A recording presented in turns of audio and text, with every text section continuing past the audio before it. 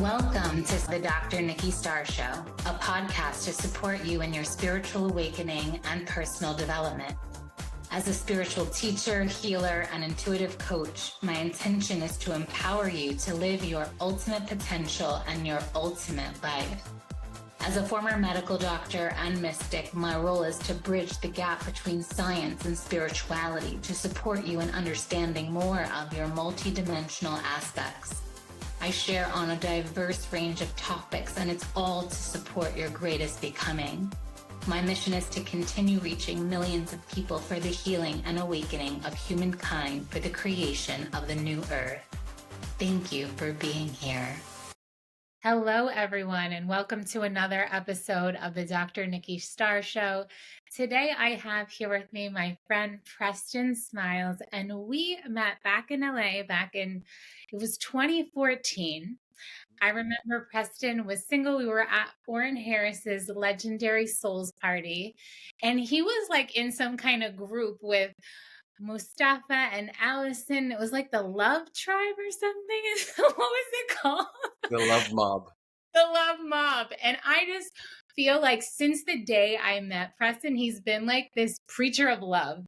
And then he's gone on now. He's married. He has 4 kids. And so I've seen him through like a lot of his journey and all the different stages. And so I'm really happy. And when I was thinking of the men that I wanted on this season of the podcast, which is about healing the man-woman relationship for greater union, of course, Preston popped into my mind. And though he's not like an actual relationship coach as he entitles himself, he does so much more than that and really is the living embodiment of love that I see. And so welcome, Preston. And I would love for you to introduce yourself a bit more to our audience as well. Yeah, thank you. Thank you. And thank you for jogging my memory. The moment you said that, I was like, that's where we met. And then it like all came back. Yes, I've been in this space a very long time. Even then, so that was 2014. I got into the transformation, personal development space in 2005 because I had a heart condition come up and I didn't want to die. So I reconfigured my entire life, and from that overflowing cup, people started asking me for coaching and support. And this is before Instagram, before the word influencer, before any of this stuff existed. I had been in this world giving, supporting, and leaning in. And a part of that was creating this organization called the Love Mob, which was organized acts of love. And we would go all over LA and do really sweet, not so random acts of kindness. And since then, I can even remember at that time, I think it was 2013. Yep, 2013, going into 2014, I had moved back in with my mom because something wasn't clicking when it came to abundance and what I knew was handwritten on my heart. And that year I went from, $36,000 as a coach to 150. And then the next year I went from 150 to 300, 300 to 600, 600 to $1 million, and so on and so forth. And I'm sharing that not to impress, but to impress upon you that everything we're going to be talking about in this conversation, I'm one of those people that don't talk theory. I talk what I've lived. I talk what I've walked through. And you hit the nail on the head. I don't call myself a relationship coach. And there's a reason for that. One, relationships are very deep and complicated. And I haven't met many people who've mastered it per se. I don't know if it is to be mastered. And so there's a humbleness when it comes to titles like that for me. Although a lot of people come to our workshops and get coaching from me for that very thing, because everything we do is relational. We're relational beings, and oftentimes our trauma and shame and guilt is extremely attached to beings. And so we heal that with other beings, safe beings that are regulated and know how to support and serve. So that's a little bit of my journey. I've been married for almost 10 years. We've been together for going on 13 or 14 years. And we got divorced, not officially, but we ended our marriage 3 years ago. And then we burned the rings at Burning Man, and we did a whole new ceremony where I proposed to her, and we started over. So we have had 2 marriages in one partnership. And so it's been really, really beautiful. Most people, and I'll end here, most people don't make it out of where we went. And so our love is in some ways a testimony for being battle tested and coming out of the depths where most people run, most people hide, most people blame and shame each other and then separate. We did all of that and then said, nope, I still choose you. Let me come back in the room. Let me see what's here for me, and let me see if I can deepen how I see you and hold you so that you can heal and we can heal together. Beautiful. And that exactly perfectly segues us into what I entitled this podcast, which is inspired by one of your posts. Because I was like, okay, what are we going to talk about? Let me see what he's been posting. And one of the lines in your post was like, real love is forged in the fire. Mm-hmm. And so here you're talking about where you guys hit this really challenging point of no return in your relationship. You're ready to be like, forget this. Burn the rings, burn this relationship, burn in the fire. And then you decide, you know what? No, actually, I want to do this. I want to be in this with you. And so I think that a lot of couples and people face this where it's like, how do you know when it's the one to keep going with, or it's that's it. You know, obviously I've been in relationships myself and had to come to these moments of like, oh my gosh, do I stay? Do I go? And because we know that we could keep doing the work and we really need one person because it's just a mirror. But what I have found is that there's also a difference between like the desire to want to do the work, and maybe you're showing up and doing it in some way, but then when you're actually participating and even levels of like respect and honesty and trust. And so for me, I think those are important pillars. And so it's like, what would you say to someone who might be at that fire point and that breaking point? Like, how do you know if this is the person to keep going with? Or like maybe you're better served finding a better match, maybe someone with more aligned values, someone who's maybe deeper in the work or more doing the work at your level, or right? Because it's like one of these questions, like how can we even quantify them? Because I know with such a loving heart, like I could have stayed in every single relationship. There were things that were like, maybe this isn't the right thing to keep going for both of our you know? Yeah. So there's 2 conversations here. I'm going to start with the quote unquote easier one, which is we have this thing with time. We have this relationship with time in the Western world where if something lasts longer, we deem it to be successful. And if something does not last as long as our personality wants it to last, we deem it to be unsuccessful and wasted time. And so number one, my work is about unhooking from the social and historical programming that most of us have received about who we should be and how we should be in any given relationship. So one of the first places to start is if I took this idea of time out of it.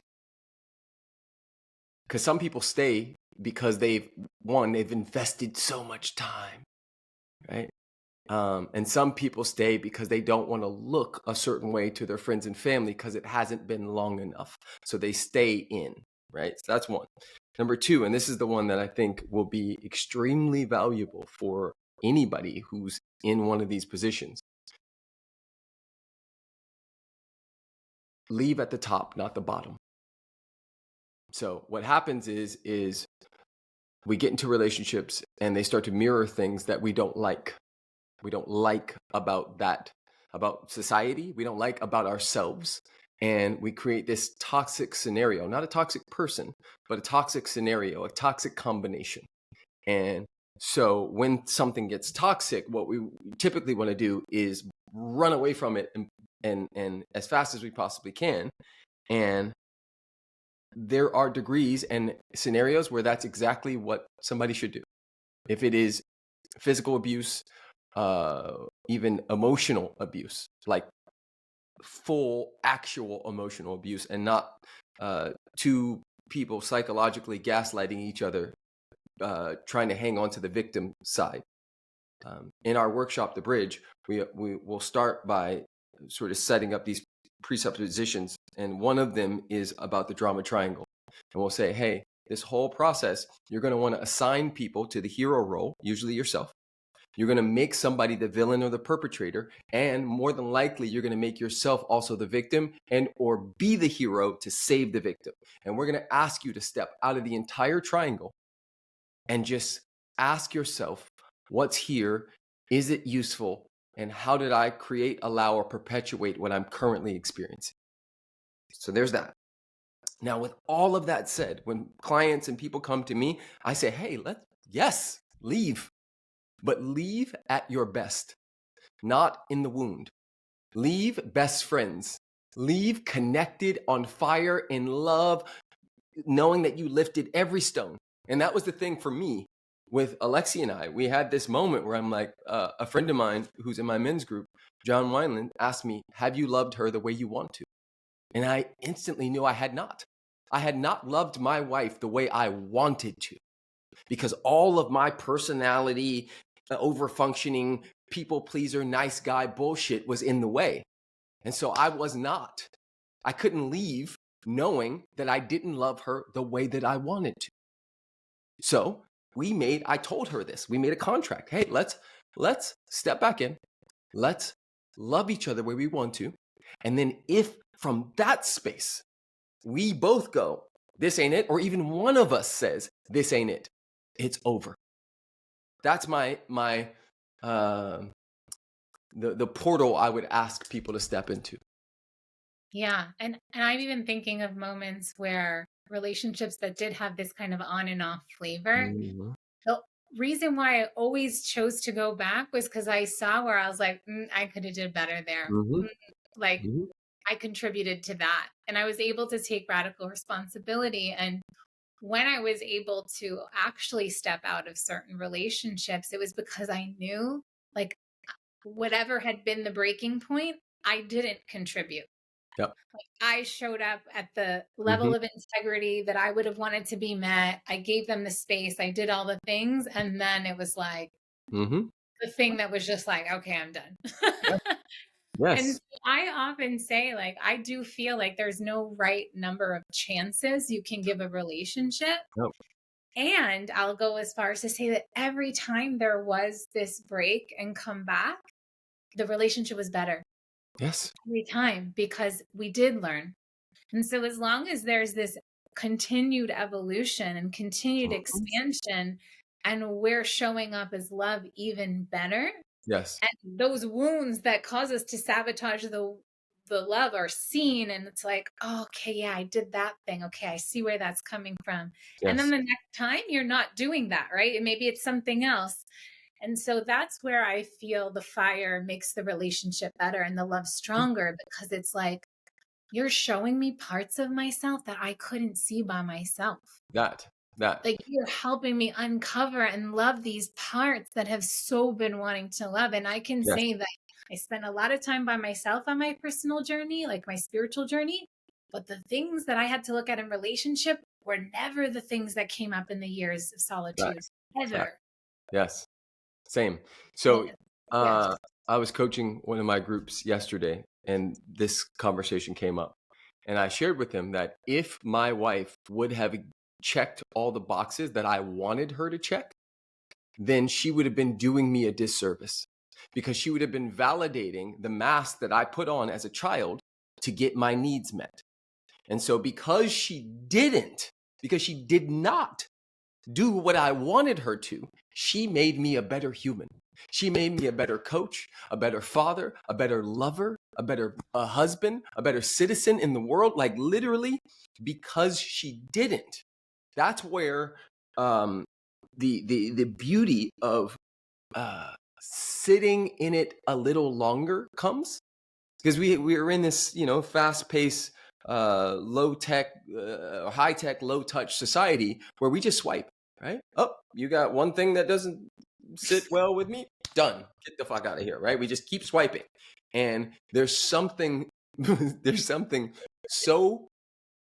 something you cannot get. You cannot actually get it without the gift of sitting with yourself and another. When it comes to intimacy, right? We can have these beautiful, epic moments with a stranger at Burning Man or a moment on the dance floor. Absolutely. I'll never discount those. But there is a love that is absolutely bonkers, just like the love between a mother and a child or parents and a child that's healthy. That love is ridiculous, right? You can never break that love. And there's something so powerful about leaning in. And I use the language, stepping back in the room, spiritually, emotionally, physically. I've stepped out of the room 1,000,000 times, but I've stepped back in 1,000,001 times. And that to me is what makes me somebody who can hang my hat on. I embody this work.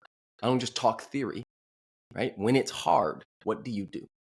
When the ego says it's her fault, but you know that there's something else going on. You know that she's on her menstrual cycle and perimenopause is here and X, Y, and Z. Can you have the compassion and the love to be able to finesse, right? To finesse and use the same beautiful, loving tactics that I do with my children on my wife, right? Why do I have infinite, unconditional love for my kids? They can do the worst stuff ever. They could break everything in this house and I'll still love you, got you, come here, put it on daddy's chest, I got you. But my wife give me one look and I'm like, we're getting a divorce, right? Like it's, right? It's wild. Yeah. And you're speaking to something really interesting, which is the premenstrual phase. And I know that all my relationships have suffered in that week before, and clients, friends. It's like, even to the point where the men are like, I feel it in my body. Like whatever is going on, those demons or whatever, it's like, I feel it. And it's true. Like that's where the man has to rise, because like we're in this like soup, we're like getting possessed. Yes. And it's women live it. It's not like it's just this one anomalous thing. It's only your woman. No, it's all of us. And literally relationships have always ended or been on the verge of ending always that time, like clockwork. Yep. And it is because women in that time have like zero patience, zero tolerance. Like our compassion levels are just non-existent. It is like the Kali week of our cycle. So it's just like, no. And that is where the man needs to have the compassion and come in as humor, or give more space in that time, or come with sweet treats and, here's some chocolate for you, babe. Like, let me rub your feet. Like, that's how you win her in that period. And I spent time with the Kogis, and they are like specialists in like indigenous people. And they often talk about how if one partner is triggered and angry, the job of the other partner is not to throw more fire on fire and get triggered back. It's actually to help your partner calm down. So it really requires us to, like you're saying, it's almost like when someone's triggered, we treat them like the child. Like, okay, what can I do to help regulate their nervous system versus, now I'm getting triggered. You said that thing, and now I'm going to join you in this tantrum. And now we're two kids having a tantrum, and that only leads to an explosion, right? Versus like putting out fire. And so I think for men, I really have found that humor works every time. Like, just make us laugh, dip us, twirl us around, do something funny. Literally, you can dissolve our triggers so easily. Come give us kisses. Yes. Come give us kisses. Come love us. Yes. Like, so that's it from the female perspective. I was about to say, let me tap on that from the other side. Exactly. So little boys grow up playing team sports most of their life. And then they meet this magical being called little girl or woman, right? And go back to the team. If a little boy is playing basketball, the whole crew of them are playing basketball, and one of the players on the court is selfish, those boys will not A, pass the ball to that kid anymore. B, they won't choose him for the next game. It's how we grow up. So what I'm alluding to, and I want to help every woman with, is we know that, one, you guys are more powerful than us. We know that you're closer to God than us. We know that you have some magical stuff that is like a spell on us. Like, we're like, I don't know why I love women, but I have to love them, right? It's like, there's this whole thing. We know it. What makes a man say, that's a wife? What makes a man say to his friends later on when there's no women around, I got the best woman in the world, is a woman who can take ownership for when she is in the soup. That ownership and asking for help, you will enact something in that man that he forever, he will forever want to rise to the occasion. There's something, we know you guys can make your own money, cook your own food, you can do all the things. There's not much here for us anymore besides some good dick and some actual real heart to heart connection. And so when a woman says, baby, I need your help, and or, oh my God, that was a lot, I'm so sorry. That dude could take 10 times more just from a little bit of ownership and a little bit of I need your help. And so the partnership, it's almost like this beautiful tennis match, but he'll take more balls. He'll play way more if you just give him an inch of ownership. I promise you, it's such a big deal. It's true, because what I started to do is use the cycle, or you track your cycle. I like this app. It's called Stardust because it's kind of comical. I don't know if you've heard of it, and you can add your partner to it. So then it was like to take that responsibility, that radical responsibility is like, hey babe, I'm in that week. And then through the app, like you can cast spells to your man and be like, make chocolate or do this or whatever. And I would say that my last partner like loved it. Like then he loved when I would get my period, and he would love to take care of me, and he would love to, but it was like, because then I told him and I warned him and I was like, I'm in this space right now.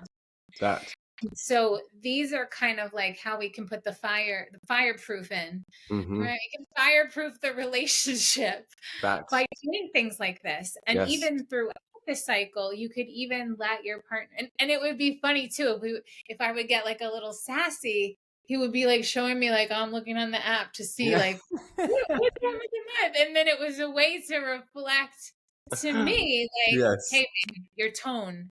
Watch your tone a bit, you know? And these are cute ways that we can start to fireproof the relationship. You know? And so I would love to hear a bit more from you as well about when you were like in this moment with Alexi and you guys were thinking about ending the relationship. And so I'm usually a fan of try to work it out in your current relationship, really. Because like you said, like, and then unless it gets to like a values thing, right? And I think for me, that part started to be like why I ended my last relationship. Because when we started talking about how to raise kids, I was like, oh, I see there's some differences there. And then I started thinking like a mother more, you know? And so for me, that's like a justified reason of like, okay, we're just not aligned in how we're going to do this joint project. We have a different vision for the project. And so let's say if a couple is in the fire and they know that they want to stay together, what would you say were the things that really helped us? So you said already, like deciding you were going to show up differently. But then let's just say if you're really mad at each other and in the funk and you're in the fire, like what have been some things to help break the spell and get you guys back to love? Yes. So oftentimes, especially in this Western way that we live, we're isolated.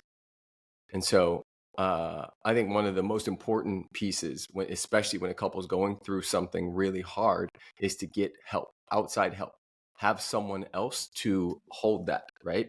I say often it's not the load that breaks us down, but the way we carry the load. And so if I allow you to hold some of this shame and guilt and confusion, and you have even an inkling of what I desire to have in my relationship, then two things happen. One, you hold some of this for me, and two, you might have some wisdom for me. And so the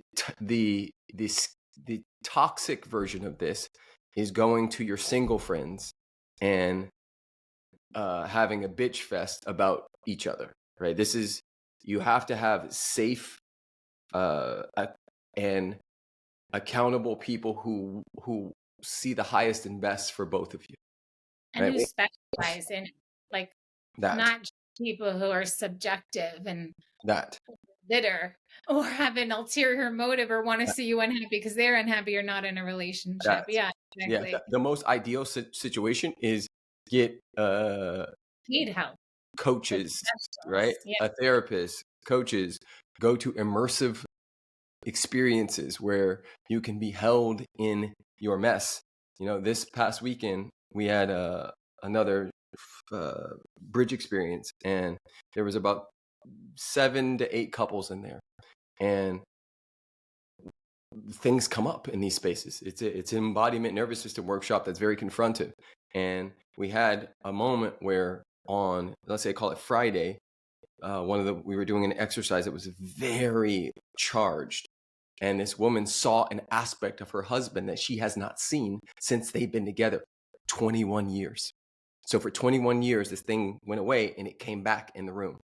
And she came to me as the facilitator and said, "Oh my God, can you process him? Can you take us through something?" And I said, "Heard, noted, and we're going to allow the room to do what it does, and we got you."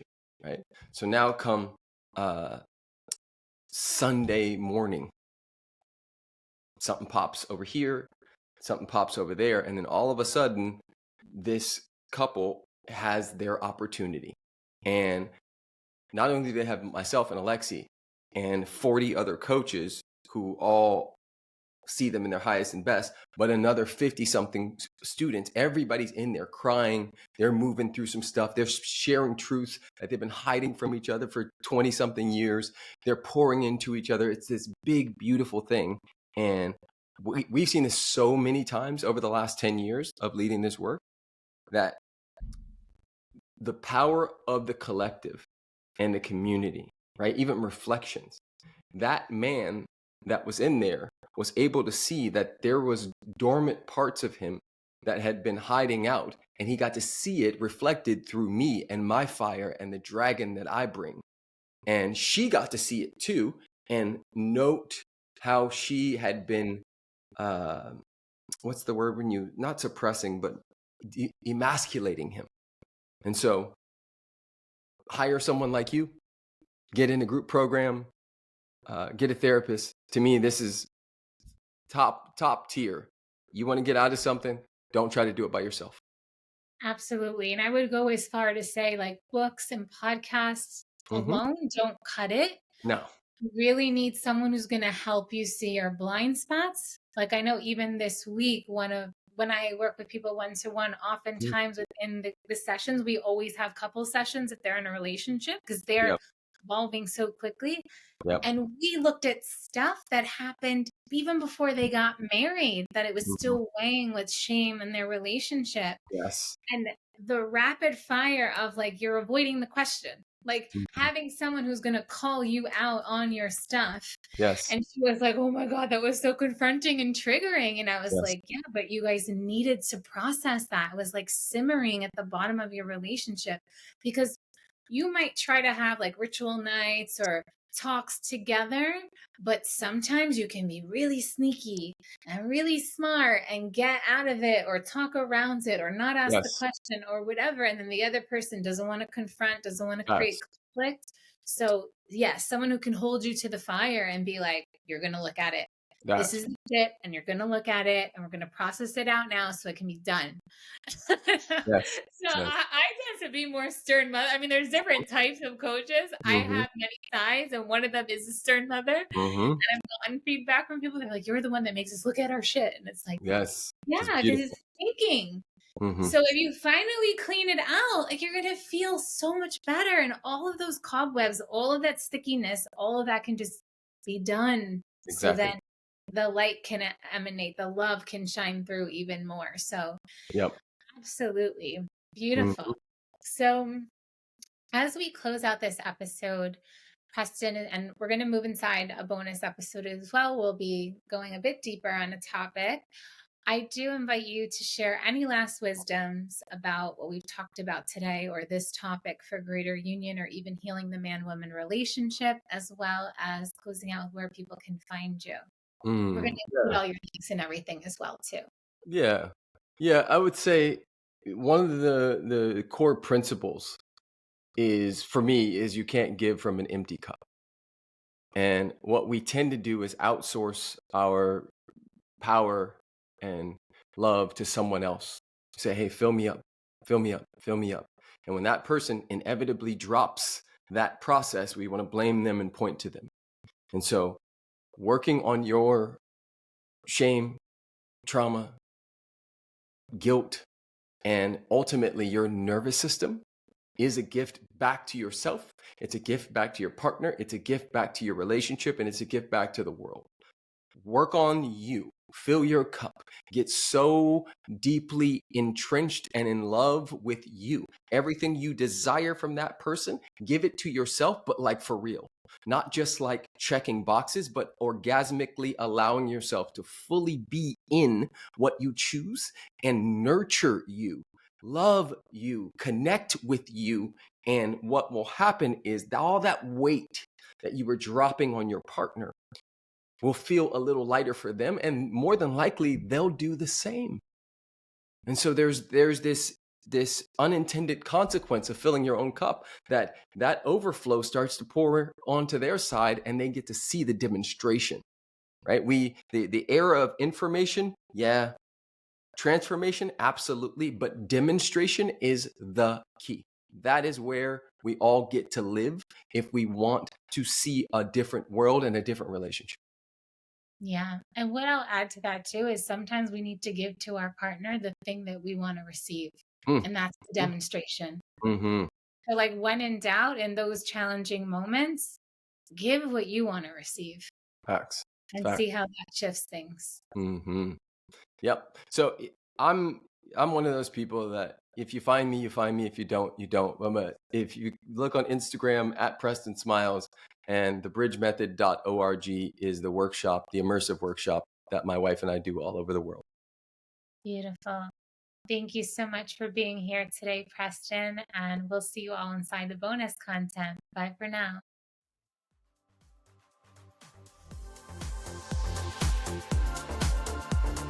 Thank you for tuning in to another episode of the Dr. Nikki Starr Show. Please like this podcast and share it with anyone you feel would benefit. Subscribe to the podcast to receive bonus content, and remember, every Monday the video version goes live on my YouTube channel. Thank you so much for being on the Ascension path with me and for doing this great work.